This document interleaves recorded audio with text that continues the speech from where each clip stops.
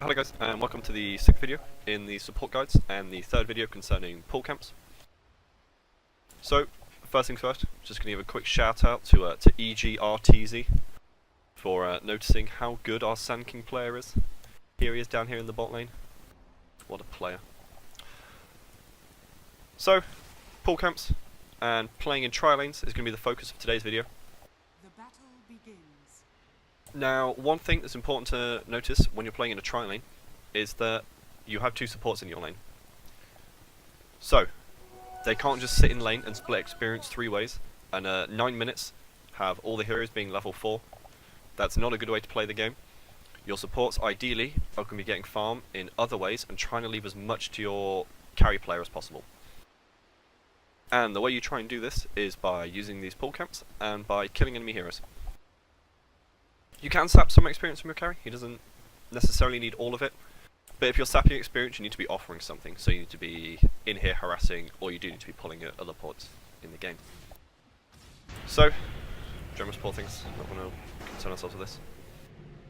And, oh, I don't see my hotkeys. Yeah, look at this. So, CM does have this sentry ward, so if this ward was blocked she could go for the 50-50 D ward, and if she misses it then they still have the large camp available. But she goes for the minute stack, good stuff. And Lina is playing the kind of passive, effectively this lane then becomes a 2-on-2, so she plays correctly in this kind of region. Trying to trading hits with the Silencer and trying to secure Terrorblade as much as she can. By forcing Silencer to fight her, he's not hitting Terrorblade, so that's good. And CM collects a paw. I think this is a good thing to do, as long as your carry has a paw mans or even just a stout shield. It can be good to go for this pull early, because it just denies the full wave, and tries to enable your supports to hit level 2. But your supports aren't going to hit level 2 if they aren't here farming this camp. They're going to split the experience 2 ways between them, but they aren't going to get any of this gold. And if you watch, they're only going to kill one Vul Assassin, because no one is here attacking these creeps. One of these supports, probably Lina, because CM can catch up and farm with Frostbite if she needs to, but Lina should be here attacking these creeps. In doing so, she'd kill one Vul Assassin, which would be killed anyway, maybe also kill a Fell Spirit, maybe even 2 of them, by being here and just auto-attacking these creeps, because you want to try and kill as many of these as possible. Because as supports, this is where you can be getting most of your experience in the early game. So, that's the first mistake I think gets made. But the option to pull this camp is definitely correct. And now we're going to accelerate the lane, and we're going to wait until the 3-minute stack. We're not going to worry about what's going on, because we're focusing on pull camps. So, Lina pulls this camp.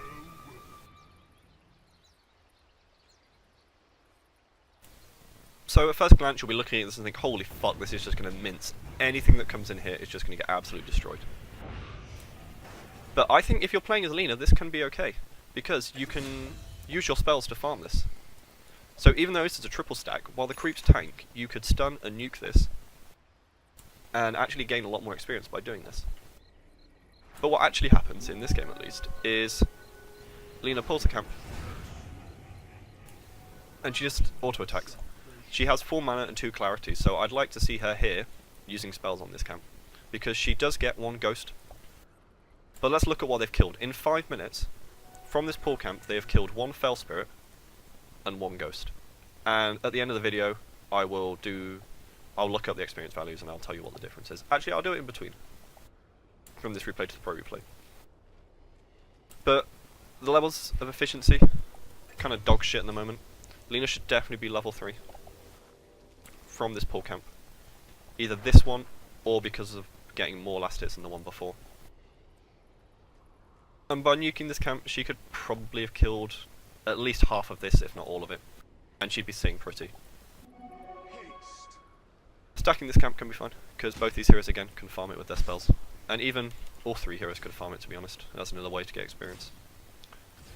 So, we're gonna pause up here, so you don't see one get brutally murdered, and we're gonna hop into the pro replay. So, hopping into today's pro replay, we're looking at a game between OG and Newbie from the DAC knockout stage, I think. This is game 1 of the 3-game series. And again, we're looking at Dire's top lane. And we have a tri-lane of Visage, Naga, and Elder Titan against a dual off lane of Warlock and Sand King. So we'll skip ahead and we'll see. One thing that Fly does is he scouts these camps early. Once again, he has a sentry. So if he sees his camps blocked, he'll go for the 50-50 D-ward. And he'll try and catch 3 of these corners and just hope the ward's there. But fortunately for him, the camp isn't blocked, so he goes straight away for this pull. Meanwhile, Elder Titan does the zoning shit. And he goes for the stack, and he immediately goes for the pull.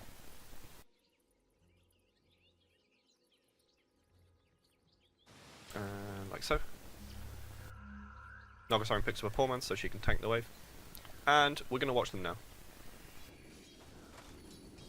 Fly is auto-attacking these creeps, trying to get them low, and then he focuses for the last hits until fucking Elder Titan steals them. But you see him auto-attacking these creeps down. And in doing so, they actually kill a Fell Spirit, a Ghost, and a Hill Troll. But we're going to go back a little bit because lots of things are happening. And we're going to focus on why you actually would rather pull the small camp over the large camp in a 3-on-2 situation. So the issue with pulling this large camp is you can only pull this after the lane hits probably about this line here. Because you have to pull through this gap and it's a bit iffy. But also, after you connect this pull, it's then easy for these heroes to either block it by Warlock seeing you going for this pull and just standing in the way, or Warlock standing on this high ground and just hitting your creeps. And after Sanking's finished farming these, he can then come and harass it as well. But instead, look how far Warlock has to come to try and harass this pull and try and gain himself some farm. He's had to come from the safety of lane, where his Sanking is, all the way over here. Sanking isn't going to come and harass the pull while there's still 2 creeps to last hit here. He's not going to give up guaranteed farm and experience to split some Hill Troll summoners 4 ways. Not Hill Troll summoners, Hill Troll berserkers. Hill Troll summoners to the large creep. There's no point in him doing that. So look now how far away Warlock is. And OG realise this, so they go straight for the kill. Skills his Q, and they go for it. Note also how Fly plays in this position. He's playing over here. In a previous video, where they were playing a 2-on-2, I think, he played more over this position to make sure he was safe. But now he can play here more aggressive because he has Jarix to back him up on his Elder Titan. But look how they now flood in to kill him. No-Tail comes this way, Fly comes from the pull, and Jarix comes from the low ground, and they have the Warlock completely surrounded. He has nowhere to go. And it's going to be an easy first blood attempt.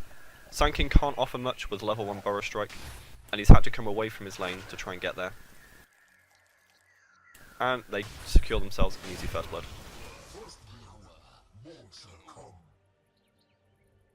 But the advantages to pulling this camp are now hopefully fairly obvious over pulling this camp. And we will fast forward, and we'll see Fly eventually. He goes for a single pull here, so I say single pull, we'll count this as about 1 small camp. Now he does this because he wants to secure himself level 2. It can be okay to do this. It's not the end of the world if you do a small pull and the lane pushes, because you can always recover it with this large camp pull afterwards. Like I said, it's harder to defend it, but it is possible. And securing level 2 on Vidges is quite important, because then you have your soul assumption.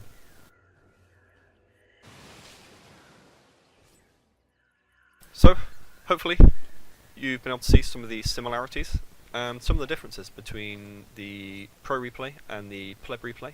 Oh, I'll look up those creep experience amounts. Right, so I'm back. I've crunched the numbers, and in 3.5 minutes, OG have given themselves at least the opportunity to secure. They didn't get every single last hit, and Warlock even stole a bit. But in total, 267 experience and 149 gold. Whereas in our Pleb game, for the entire early game, all they secured was 103 experience and a maximum of 60 gold. So over double the gold and double the experience have already been secured by OG by playing this pool camp better than a standard kind of pub game of Dota. So, I hope we've learned things here. Attack this more, try and kill it. This is how you're going to get experience in gold in the early game. It's far safer to pull the small camps in these 3-on-1s and 3-on-2s. 3-on-1, you could do the IG Vitality maximum efficiency if you can definitely zone the offlaner. If you can't zone the offlaner, then you could just go for these small camp pulls, and then throw in the occasional large camp as you can.